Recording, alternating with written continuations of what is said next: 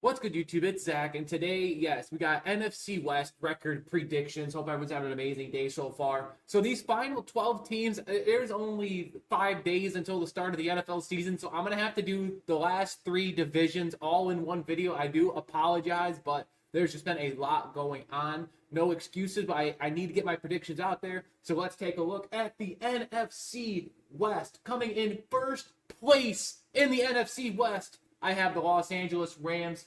So their schedule is looking like the Houston Texans week 1. They're going to get the win. Then they travel to Tennessee to get the win to start out 2-0. Notable losses include the Eagles in week 3. I do have them losing to the Colts in week 4 just because NFL is unpredictable. And now that Daniel Jones is starting, that's looking more and more possible.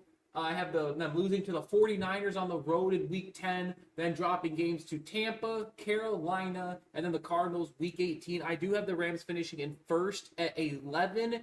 I feel like their floor is like 9-8, but anything above 11-6, I'd be very impressed. And I do believe 11 wins will be enough to get the win in the division this upcoming season.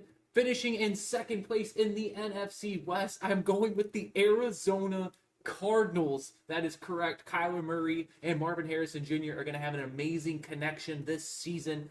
It's sprinkled in efforts from James Conner and Trey McBride. Their notable schedule, I have them coming out kind of slow, starting out 2-3 with really ugly losses against the Panthers and Titans in week 2, week 5, respectfully. Then they lose to San Fran on the road in week 3. Then they get a couple of games in a row here. Then they lose to Seattle week 10, Tampa week 13, Rams week 14, and then Falcons week 16. And I have the Cardinals going 10-7, second place, and I do have them getting into the postseason as most likely the 7 seed, maybe the 6 seed if the NFC gets a little ugly and hairy. But yes, I do have the Cardinals finishing in second, which means by default, in third place, I had the San Francisco 49ers. And this is really unfortunate for the 49ers. They are just getting really old. George Kittle, Christian McCaffrey, who knows how many years these guys have left in them. Trent Williams is not getting any younger. Brock Purdy really struggled last year without his top weapon, Brandon Ayuk, who I think is still going to be missing a couple of games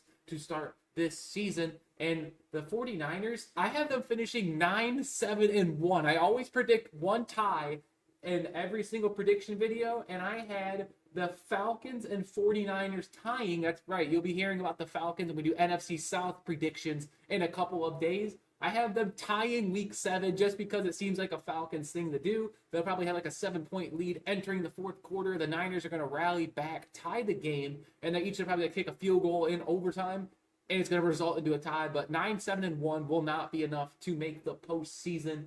And in fourth place, I mean, without really too many issues here, I do have the Seattle Seahawks. I am a Sam Darnold fan. I rooted for him. He was on my team last year, the Minnesota Vikings. And yeah, the Seahawks, it's just going to be an extreme learning curve. They're probably going to have to go get their franchise guy next year, especially if Darnold goes down. But I think they ended up paying him, right? 3-year or 4-year deal.